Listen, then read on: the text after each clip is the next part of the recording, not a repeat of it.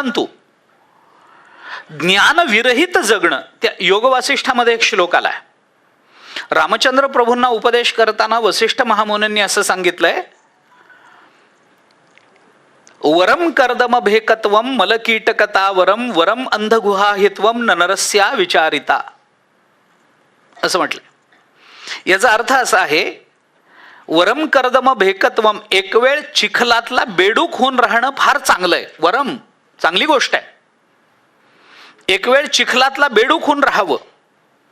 मलकीटकता वरम, विष्ठेतला किडाहून जगावं, चांगलंय. मलकीटकता, मलामधला विष्ठेमधला किडाहून जगावं, कीटक होऊन जगावं, चांगलंय. चिखलातला बेडूक होऊन राहावं, चांगलंय.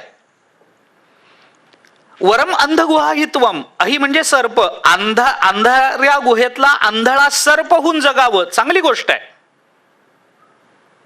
चिखलातला बेडूक होणं चांगलं आहे, विष्ठेतला किडा होणं चांगलं आहे, आंधळा सर्प होऊन जगणं चांगलं आहे. पण माणूस म्हणून जन्माला येऊन विचार न करणं हे मात्र चांगलं नाही आहे. न नरस्या विचारिता, पण माणूस म्हणून जन्माला यायचं आणि विचार न करता जगायचं हे काही चांगलं नाही आहे, योग्य नाही. ज्ञानविरहित, भावविरहित आणि कर्मविरहित असं मानवी जीवन आपल्याला दिसणारच नाही. त्याच्या प्रक्रियांचा विचार मला करायचा नाही आहे. परंतु या तिन्ही गोष्टींची मानवी जीवनामध्ये अत्यंत आवश्यकता आहे. कर्माच्या बाबतीत जीव अगतिक आहे, तो कर्म करतोच आहे.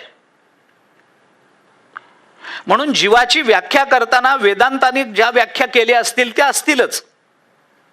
अंतःकरणावच्छिन्न चैतन्य म्हटलं असेल, अंतःकरण प्रतिबिंबितम चैतन्य म्हटलं असेल, त्याला जे काही म्हटलं असेल, भगवंताचा अंश म्हटलं असेल, ममय वांशो जीवलोके या नियमाप्रमाणे आभासवाद मानला असेल, अवच्छेदवाद मानला असेल, प्रतिबिंबवाद मानला असेल, त्यानुसार केलेल्या व्याख्या असतील. या सगळ्या व्याख्या मी आता वेदांताच्या शब्दातल्या बाजूला ठेवतो आणि एक सोपी आणि सरळ व्याख्या मला जी जाणवते या जीवाच्या संबंधानं कर्म, ज्ञान आणि भक्तीच्या परिप्रेक्ष्यातून, तेवढीच व्याख्या आपल्या समोर मी ठेवतो.